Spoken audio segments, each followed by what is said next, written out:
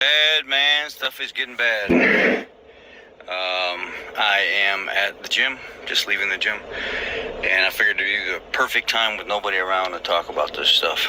I was watching a thing yesterday on YouTube where the UK was finally starting to recognize the issue with the migrants and all the stabbings and stuff that are happening over there. They said they don't have to have guns on the street. These guys find things to stab people, and they just stab the hell out of people. Then there's the Venezuelan incident where in Indiana at a baseball game, this Venezuelan migrant illegal goes up to some 14-year-old girl and slashes her open. And over the last week in general, all across the United States, there's been this huge uptick in Venezuelan gang activity. Starting their own gangs, Tren de Agua, whatever it is. There's just constantly hearing stuff going on in all these states. Now, is it the media fear-mongering? Is it true? Most people say it's true because they live there and they're reporting back saying this is happening. As we get closer and closer to the election in November, we are going to have more and more problems. And they're hoping for civil unrest so they can stop an election from happening. And they can declare like martial law or something like that. No matter what, it looks like the front runner for this whole entire thing is going to be Donald Trump. I don't care what the Democrats are putting out or the Republicans are putting out, and we need to be worried. Kamala Harris is nobody voted for her before. Why would anybody vote for her now? It's all the money that the Democrats are throwing at people. I think it's just because it's a woman, an Indian woman that claims to be black, that's not black, and because it's a woman and she's of color, that they want her to be the face of the United States of America. And that's not how any of this should be just because she's a woman and she's got color. It's absolutely ridiculous. And they're playing right into this narrative. And all these new people that have popped up, these farmers and sports players and everybody that have never supported her before, now all of a sudden supporting her. Come on, be real here. There's a lot of Democrats that were political supporters for the Biden administration and for Kamala that are no longer their supporters, and they have become conservative supporting just for the simple fact of the economy alone. In our neighborhood, we have seen and heard, especially on the neighborhood group, Facebook group, where cars are getting stolen at 6:30, 7:30 in the morning. People are headed to work. Construction trucks are getting stolen. People's cars are getting broken into more and more. People are getting desperate. And it's going to continue getting worse. Everywhere I go, I'm strapped. Everywhere I go, I have plenty of freedom seat. Don't get me wrong. But also at the same time, my home is very well protected as well. I got cameras all over the place. Alright, I'm going to give all praises to Yahweh B'Hashem Yahweh Shai B'Hashem HaRachakodash. Say double honors to our apostles and elders here, great millstone, peace and blessings to the Lord's hopefully elect. So, even Esau is seeing. He's seeing for himself that everything that's coming down the pipe is, basically what he said was he acknowledged that it's intentional. These people starting to realize that what's going on, that in the world or in their country isn't making any sense, but they're starting to put two to two together and say like, yeah, this is what they want. So what are these people doing? Like, what is he doing? Well, he's trying to prepare himself on the physical level. The good news is us being as Israelites, all right, Yahweh B'Hashem Yahweh Shai has given us the revealing of the prophets and the prophecies in the scriptures, and we already know what to expect because he revealed it to us, right, by way of the Holy Spirit, thanks to the sacrifice that Yahweh Shai made. He allowed us to be in the scoop. We got the scoop. We're in the know. So we understand what prophecy is to take hold of. See, that's the thing. Like we as Israelites, right? If you listening to the teachings, really, it's the hopefully elect. We have the answers. We have the answers, and we're supposed to be ahead of the game. Whereas the people in the world, right, they see for themselves. You get that's the thing though. So you got people in the world who can see for themselves about what's coming to pass. But yeah, you got Israelites who claim that they believe the Bible and won't speak on any of this. They just pretend like it's not happening because it doesn't fit in with their vision as of what they want to do. And that's what the shame is. Book of 1 Peter chapter 5 verse 8, be sober, be vigilant, because your adversary the devil, as a roaring lion, walketh about, seeking whom he may devour. So, just like even that Edomite said, he knows that the things that's going on in this country are intentional. The immigration crisis, these wars, all that's by design. And you can read some of the comments. Some of the saying it says all by design. There's no coincidence that all this have happened right at an upcoming election. And at the same time, you got talks of diseases. All these talks is going to be talked about because it's just a part of the wicked elite's agenda. But again, remember, the scriptures already prophesied it. So we already know. So that's why we can call it from a mile away. We've been calling it before it even got to this point. And let's see.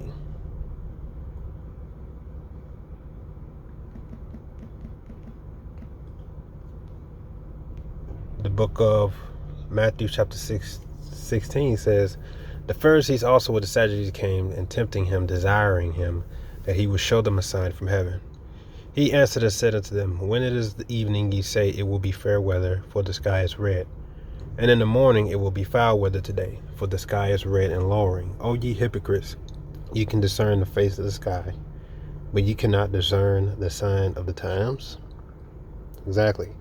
So you can go outside. Let's say if you made a plan today to throw a feast or a party or whatever it is, you can go outside and you can check the weather and you can see, okay, if there's a bunch of clouds in the sky, okay, chances are we're gonna have to go inside. You prepare your day based off the weather.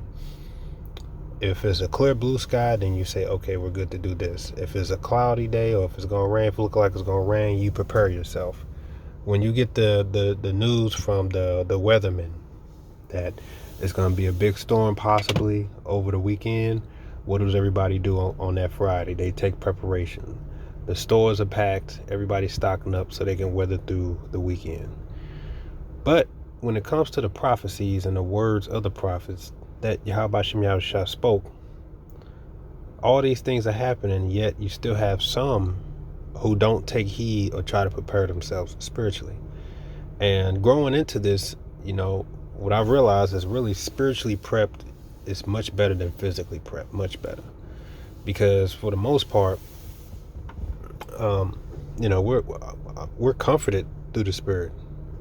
We're comforted, whereas the those in the world, such as the other nations, right, like Esau, Edom, around the clock every day, they're talking about prepping. They're watching the news because they don't know what's coming, when it's coming. But they know that something's coming. A lot of them are actually seeing that this country just wants there to be chaos so they can establish martial law. You heard him say it himself. They know that anything that happens comes this election, right, isn't going to be a coincidence. They know it's going to be planned. They know it's intended. They know that their government is plotting against them. So what's the attitude and the spirit of these people? Basically, how their hearts turn cold one to another. Basically, just say, nope, we just worrying about us. We ain't worried about y'all. That's the type of spirit that, and guess who prophesied that? Yahweh Shai. So you got to take heed to what's coming to pass. This isn't time to be sitting here arguing over stupid stuff, right? When you have all of this coming to pass, talking about fixing the community and all those, that it's not the time for that. Like even that Edomite, even these Edomites, they having these conversations. They can see that whatever's going to transpire within the next few months, which I think the election is almost at what, 2 months, 60 days from now. They know it's going to be big. So what is their mentality? What's their process? They saying, look, we're going to prepare. But what do our people do? Our people who claim that they're Northern Israelites. They're not even prophesying. They're really not even thinking about it. And it's just a shame because we're right here at the door. So take heed to the prophecy, because just like that Edomite said, everything he said can be found in the scriptures. All right, as 2 Thessalonians chapter 2, verse 2 says, let's start at 1. Now we beseech you, brethren, by the coming of our Lord Yahushua HaMashiach, and by gathering together unto him, that ye be not so soon shaken in mind, or be troubled, neither by spirit, nor by word, nor by letters, as from us, as the day of Hamashiach is at hand. And what is the subheading here? Man of lawlessness. Talking about Esau, Edom. This man is about to come down with great wrath, and it's got the people in the world afraid. Why are they afraid? Because they can see it. For the most part, they can see it. They can just say, a lot of them just said, look, don't worry about, basically the election is a joke. You know, I'm pretty sure it's going to be Trump. This is all just, part of the theatrics. They just got Kamala up there for the sake of getting the people's attention. They need to retain people's attention into this thing. Part of the power of the deception of the devil is that he gets your attention. The greatest move that you can make against it is to disregard it, is to not mind it. Just like whenever them holidays come around, to you it's just a day off work. You don't care, you don't mind it. They need people participating. They need you in the Christmas and the festive spirit. That's how they know they got control over you. So when it comes to voting, part of deception is that you need to be involved with politics. So they need people to tune in to these debates. They need people to actually get involved. But a lot of people are like, F all this noise. It's a bunch of BS. And that they actually can't stand that, because that means they're losing their power. The more people are involved in it, then the more they know, like, okay, we got them. But the difference is, a lot of these people are watching just to call out the BS. People are calling well in advance, like, we already know what's going to happen. Right? So, as the scripture says, we, in the truth, we shouldn't be soon shaken in mind or trouble, neither by spirit nor by word. Why? Because we know it's coming to pass. I'm not going to say I'm at ease, but I'm comforted when just hearing him speak, because his whole thing is to prepare physically and all that. I put my trust in Yahweh Shem Shai, being armed spiritually, being spiritually prepped. You can't beat that, because you're not concerned. If anything, you're just watching. It says, let no man deceive you by any means, for that day shall not come, except there come a falling away first, and that man of sin be revealed, the son of perdition, who opposes and exalteth himself above all that is called Yahweh, or that is worshipped, so that he, as Yahweh, sitteth in the temple of Yahweh, showing himself that he is Yahweh. So this man of sin must be revealed, and he's slowly being revealed as we speak, which is Esau, Edom, the so-called white man. And that also includes the 1948ers, the small hats. It also includes them because they have a God complex mentality, if I'm saying that right, where they believe that their race is more important than every other race on the planet, and that you Americans, you're just expendable, and they can use you for their tools for whatever they want. So they can drag you in a war, and you guys are just expendable pawns thrown in the battlefield, ready to die for them, so that they can establish, their dominance. And why do you think every law or whatever that's being passed, they're always saying what? We need to stop anti this, we need to stop the anti that. All these bills coming to pass to silence free speech, all of that. Anti this, anti that. Why? Because they're coming to try to set themselves up as God, and they want to move on the earth, they want to move on the planet, and say that you can't criticize us, you can't critique us, you can't look at us. I mean, you can't say anything negative about us. If you critique the state of the country of Israel, and you don't just say on board, we have the right to silence you. He's trying to set himself up as the most high on the planet, and even these people are starting to wake up. So it's all prophetic. What are some of the things that he just said? Martial law. He said it, right? He said they want there to be a civil unrest so that they can establish martial law. because that's what they want. They understand it's by design. They're allowing them in the borders. They're giving them funds. They're giving them all the tools they need so that they can cause chaos, so that they can establish the New World Order. It's something called the Hegelian dialect. Hegelian dialect. Let me pull that up. Hegelian dialect. This was done by Amalekite. He was an Amalekite. And this was his, in simple terms, was what? They have an agenda. So they propose a thesis, antithesis, synthesis, which is basically, in the simple terms, create the problem, react to the problem, offer the solution. So from the beginning is, like say if I wanted to, I walked on a piece of land, I see the people working there, living there, and I say like, man, this is some good land. I want power and control over this land right here because there's a lot of mines in here, a lot of crops in here. I mean, mines, right? I can get a lot of minerals out of these mines. So what I can do is I can use the money that I have, and I can convince those people that they have a problem, right? That they have a problem, and I don't know. I can say, I don't know. Maybe you guys have a let's say you guys, well, instead of a minerals example, let's say they got some land. I really want this land so I can produce my crops or whatever. And let's say I convince them that they have an issue. Maybe they have an issue with bears or wildlife or something like that. And I say, look, you guys are open. You're exposed. You're gonna have a problem with this. You're gonna have a problem with that. And I can convince a lot of them enough to say, you know what, maybe you're right. And then I can offer my solution, which is, tell you what, here's the plan. If you allow me, give me this parts of the land, and I can ensure you that I can make sure that I keep the dangerous wildlife out of there, and that you guys can be safe.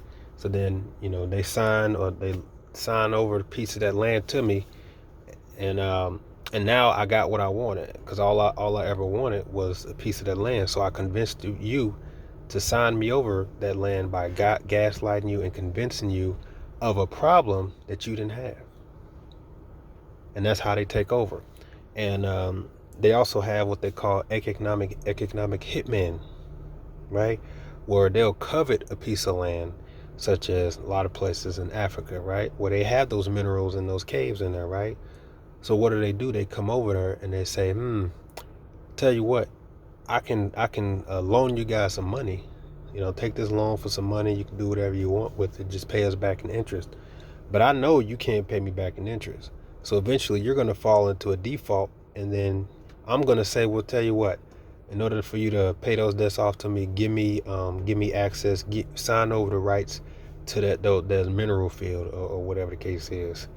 And now I got access to that mineral field. Yeah, so I used my dollar as a weapon. That's why they were called the economic hitmen. And those who refused, guess what they did? Put them down, killed them. So they're trying to covet and to achieve their goal and their plan, which is dominance, to steal. They use any means necessary. So that Hegelian dialect, which is a plan by Amalek, is simple. They want martial law. They want complete control. They want the country to be in a police state. In order to achieve that, they have to create a problem. Immigration. Let people cross the borders. Give them money, funds. Give them the things they need to cause a ruckus, right? So that people will react with concern, crying out, begging them to do something, begging probably a president-elect to do something, to offer change or whatever the case is, and then they bring the solution, which is martial law, because they always wanted martial law in the first place. So to achieve that, they had to create a problem. Yeah, that's how this devil get down.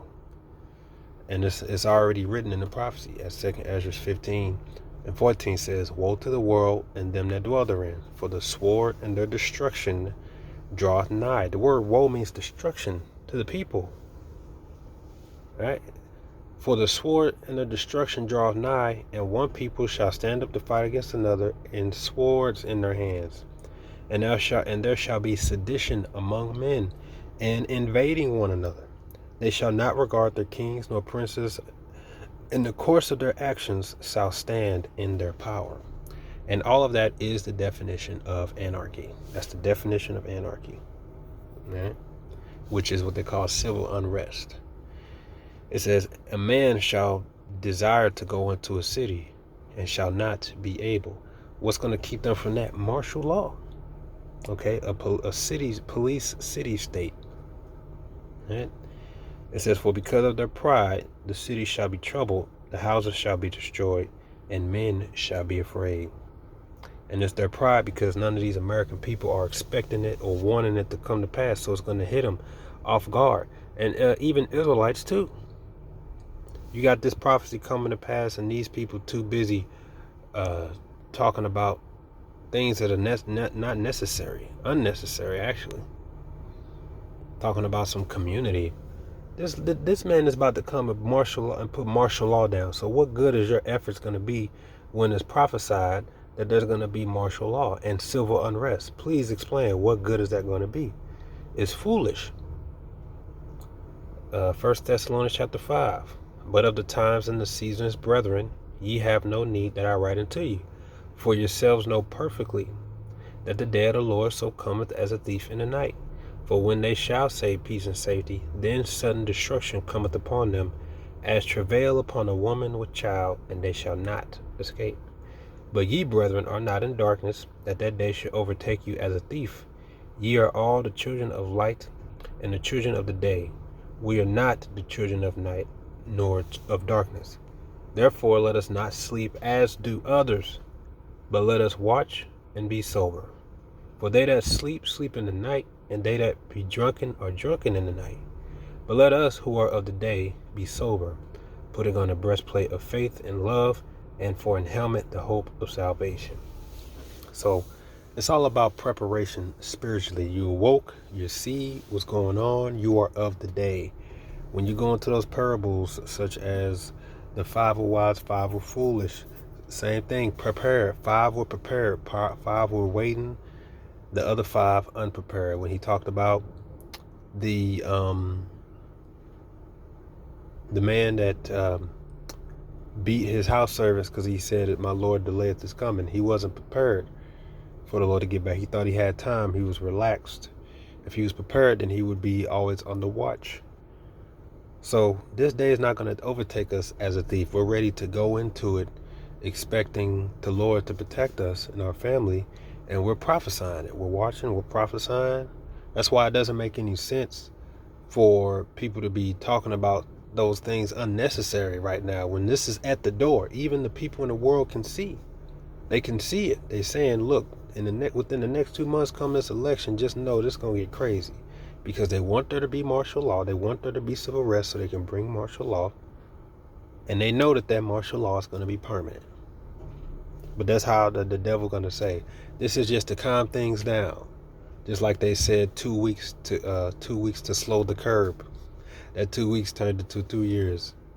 So that whole, this is we just need time to get this my immigration thing under control. So we need to issue a police state martial law. It's just temporary. It's going to be permanent. Okay? It's going to be permanent. This is what they want.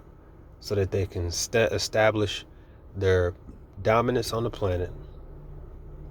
Right? And then eventually they're going to bring in that chip. But they need your power and your freedom taken from you. It's prophetic. So back in that second Esdras, it said, a man shall have no pity upon his neighbor, but shall destroy their houses with the sword, and spoil their goods, because of the lack of bread and for great tribulation. What does that sound like? Again, martial law. That's civil unrest. That's anarchy. Betraying one another for what? Food, because of lack of bread. The dollar don't mean nothing. The store's gonna got food on the shelves. And everything that Esau, Edom does on this side is by design. He creates the famine. He creates the chaos. He creates the shortages.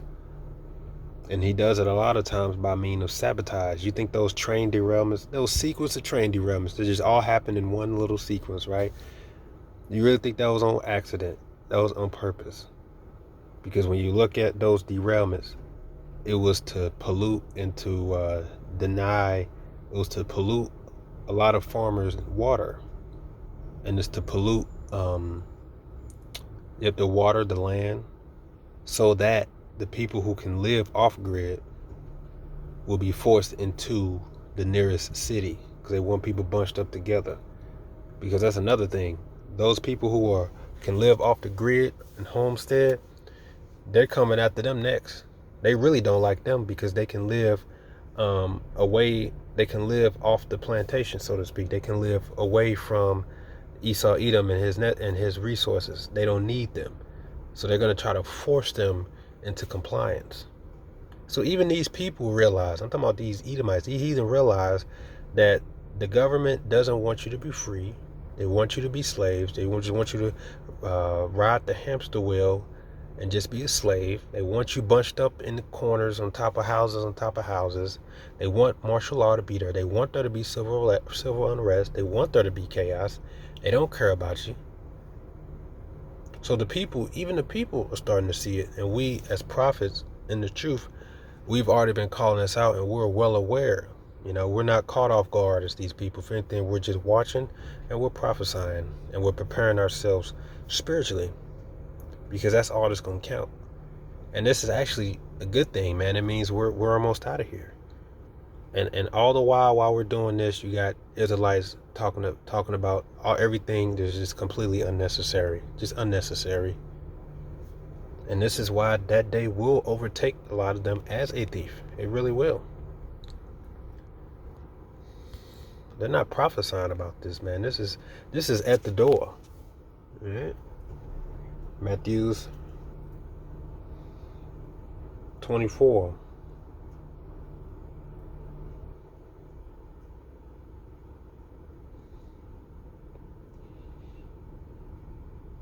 Verse 32. Now learn the parable of the fig tree. When his branch is yet tender, and putteth forth his leaves, ye know that summer is nigh. So what's the Lord telling you? He said, just like you study nature, you know what time it is. You can discern what time it is. You can discern what time it is and what to do based off the weather and how to prepare yourself for that day. It's the same here. Verily I say unto you, so likewise ye, when ye shall see all these things, ye know that it is near, even at the doors. And indeed, it is at the doors. Verse 37. But as the day of Noah were, so shall the coming of the Son of Man be. For as in the days that were before the flood, they were eating and drinking and marrying and giving in marriage, unto the day that Noah entered into the ark, and knew not until the flood came and took them all away. So shall the coming of the Son of Man be. So you're going to get caught off guard, and you want to make sure that you are the children of the day. This stuff is at the door. So you should be prepared spiritually, build up your faith, and understand, okay, this devil's about to make his move. He's trying to establish a martial law. The Lord told us about that. He's trying to bring that microchip. And that's how you move and operate, and that's how you become spiritually prepared. All these guys who want to argue and forth about communities and stuff like that, they're going to get caught off guard because they're too busy concerning themselves with worldly things versus these spiritual things right here. So I just find it funny that even these Edomites can see it. These people in the world can see it, but yet a lot of Israelites ain't seeing it. You know, like Elder Yashawam did that lesson regarding the mark of the beast. You still got groups that want to teach against the chip, but here it is. Everything is coming to pass, and you mean to tell me that the scriptures don't have any significance about it? About healing people, miracles with the brain chips, and moving to a digital currency. John didn't see any of that. Nothing in the end, nothing in the scriptures that prophesied the end had anything to do with what they're about to do right now. See, and I believe a lot of them just don't want the chip to be the mark. They don't want to believe it's going to happen because a lot of them really already know that they're going to give in that day. Like, you have certain Israelite leaders that said, I'm going to take it and you're going to take it because you want to eat. So don't put me in that situation, because I'm going to take it. And I believe a lot of Israelites do believe that inwardly, but to save face, they just say, no, it ain't the chip, it's spiritual. So that, when that day comes, they'll feel good about themselves to just go ahead and take it, because they know deep down that they're going to take it. And that's a complete lack of faith. Complete lack of faith. You've already given up. Ain't even here yet, and you giving up. It's a damn shame, man. So I'm not fooled when I hear a lot of people talk about the wrong breakdown of Revelation 13. I know some are just blind, some are just lost, some are just paid off, and some are just afraid. Some just fear the possibility. It's very hard it's very hard. It's very hard, you could say, to let go. As they say, let go and let God. In this case, let go and let Yahweh shine. It's very hard to deny yourself.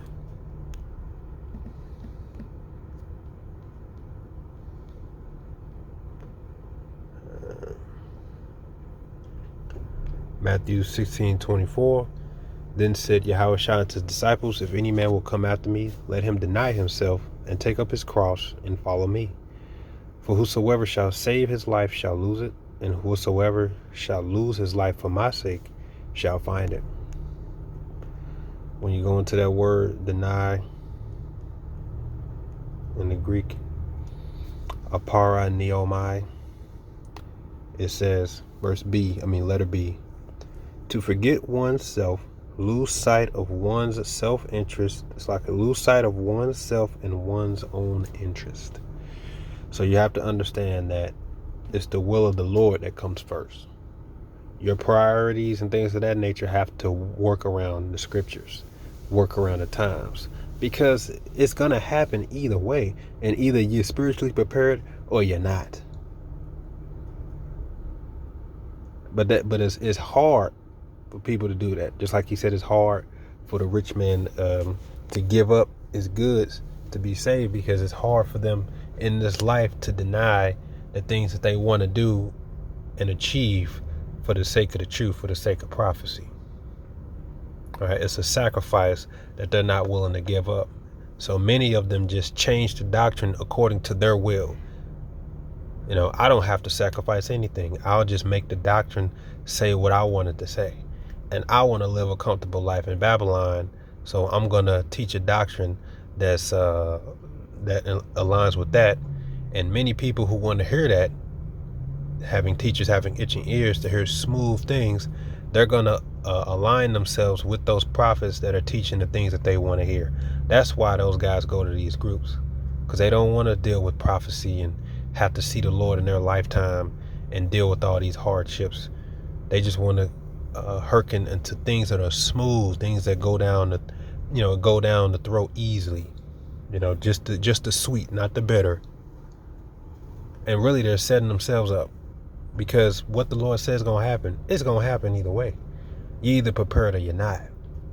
These Edomites who are prepared, who trying to arm themselves and be prepared mentally, they're more aware of the situation than what you call Israelites. The children of this world are wiser than the children of light. A lot of these people can actually see what's going to pass. They can see, like, this is all rigged. Our government's working against us. This is a joke. They want there to be chaos. Arm yourselves, prepare yourselves. Whereas we, the prophets, one, already prophesying this, and two, we're saying prepare yourselves spiritually.